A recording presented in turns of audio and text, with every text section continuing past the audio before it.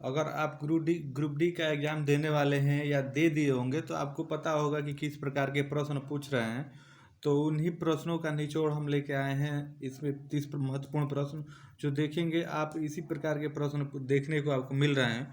तो ये 30 महत्वपूर्ण प्रश्न आपके एक छोटे से वीडियो में हम बताने वाले हैं ऑनलाइनर के रूप में, जो आपके लिए काफ़ी फायदेमंद होगा। तो आइए इस वीडियो की शुरुआत करते हैं और देखते हैं।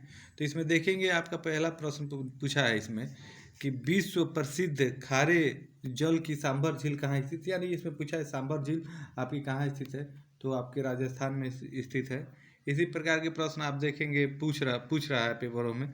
झील से जुड़े हुए प्रश्न कई पूछा है, आप देखे हो पिछले शिफ्टों में। आइए वही आगे देखते हैं। तो इसमें अगले में दिया है भारत पर्यटन विकास निगम के नए अध्यक्ष कौन पूछे हैं। तो ये करेंट अफेयर से है।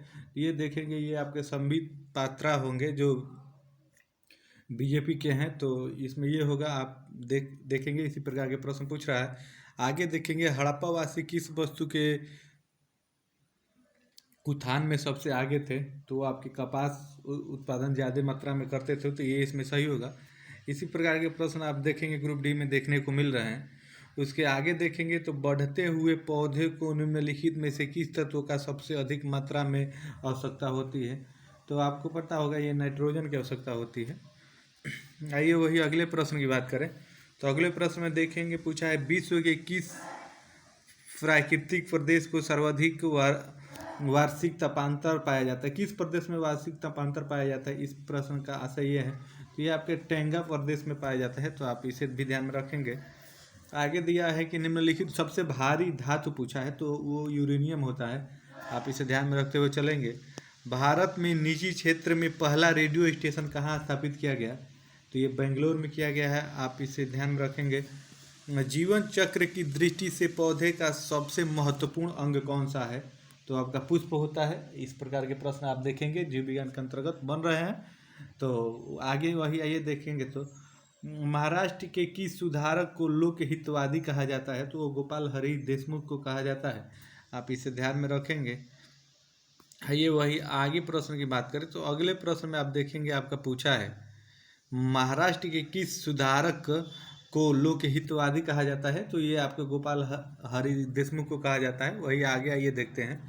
बंगाल की खाड़ी में उठे चक्रवाती तूफान जवाद का नाम किस देश ने दिया है। तो आपके सऊदी अरब ने दिया है, तो आप इसे ध्यान में रखेंगे। इस प्रकार के प्रश्न देखेंगे आगे शिफ्टों में आपको देखने को मिलेंगे। तो आप इन प्रश्नों को एक बार देख लेते हैं तो आपके लिए काफ़ी फायदेमंद होगा। आइए वही अगले प्रश्न की बात करें। तो अगले में देखेंगे पूछा है आपका बादलों की दिशा एवं गति को मापने वाला यंत्र कहलाता है। तो कौन कहलाता है। तो आपका नेफोस्कोप कहलाता है, आप इसे भी ध्यान में रखेंगे।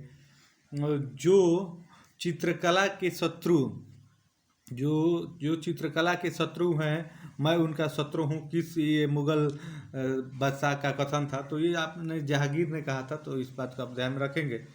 वही सेलवा बंद कहाँ मिलते हैं। तो वो विश्वती प्रदेशों में मिलते हैं। इस प्रकार के एक प्रश्न देखने को मिले हैं पेपरों में। वही 2.5 दिन का झोपड़ा कहाँ स्थित है। तो ये अजमेर में स्थित है, आप इसे भी ध्यान में रखेंगे। वही अगले प्रश्न की बात करें। तो अगले प्रश्न में आप देखेंगे ये पूछा है संविधान से भी प्रश्न पूछता है, मंत्रिमंडल से भी प्रश्न आता है आपके ग्रुप डी में। तो उसी में आप देखेंगे मंत्रिमंडल की बैठक की अध्यक्षता कौन करता है। तो ये प्रधानमंत्री करता है, आप इसे ध्यान में रखेंगे। विश्व उपभोक्ता अधिकार दिवस किस दिन मनाया जाता है। तो ये 14 मार्च को मनाया जाता है। भारतीय नौसेना दिवस 2021 कब मनाया गया। तो प्रत्येक वर्ष 4 दिसंबर को मनाया जाता है। आइए वही अगले प्रश्न की बात करें। तो अगले प्रश्न में देखेंगे आपका पूछा है इसमें कि रक्त की अशुद्धियों की टांग में छननी। रक्त की अशुद्धियों को मतलब कहने का मतलब ये जो रक्त की अशुद्धियाँ है वो कहाँ से छनती हैं। तो आपके वृक्कों में छनती है, तो आप इस बात को ध्यान में रखेंगे। वही गारो जनजाति कहाँ पाई जाती है। गारो खासी जयंतिया जो पहाड़ी कहाँ पाई जाती है। तो आप देखेंगे ये मेघालय में पाई जाती है, आप इसे भी ध्यान में रखेंगे। खादी एवं ग्रामीण उद्योग आयोग की स्थापना किस पंचवर्षीय योजना के अंतर्गत की गई थी। तो वो दूसरे पंचवर्षीय में की गई थी, आप ध्यान रखेंगे। वही आगे देखें तो वह संवैधानिक संशोधन कौन सा है जिसके द्वारा राजनीतिक दल बदल कर प्रतिबंध लगाया गया था। तो आपका 1986 का 52वां संशोधन था। तो आप इसे भी ध्यान में रखेंगे। संविधान से प्रश्न आप देखेंगे लगातार बन रहे हैं, तो वही आप इसे ध्यान में रखते हुए चलेंगे। वही आगे देखेंगे तो रिजर्व बैंक ऑफ इंडिया की रिपोर्ट के अनुसार देश का सबसे मैन्युफैक्चरिंग हब कौन सा राज्य बना है, तो गुजरात है, जहां हमारे आदरणीय प्रधानमंत्री जी हैं, वहां का उस राज्य को बनाया गया है। तो आप इसे ध्यान में रखेंगे। दूध उत्पादन में किस देश का विश्व में प्रथम स्थान है, तो भारत का है, आप इसे भी ध्यान में रखेंगे। किस महासागर को छिपता हुआ महासागर कहा जाता है, आर्कटिक महासागर को कहा जाता है, आप ध्यान रखेंगे। कौन सा एक भारत का प्राकृतिक बंदरगाह नहीं है, तो आपका जो चेन्नई वाला बंदरगाह है वो प्राकृतिक नहीं है, आप इसे ध्यान रखेंगे। मनुष्य में लौह तत्व कहाँ से पाए जाते हैं, तो आप पालक खाने से पाए जाते हैं, ये आपके लिए महत्वपूर्ण है, आप इसे ध्यान रखेंगे। हाथी गुफा कहाँ स्थित है, तो उड़ीसा में स्थित है, आप इसे भी ध्यान में रखेंगे। भारत के संघीय व्यवस्थापिका को किस नाम से जाना जाता है, तो संसद के नाम से जाना जाता है। सलारगंज संग्रहालय कहाँ स्थित है, तो हैदराबाद में स्थित है।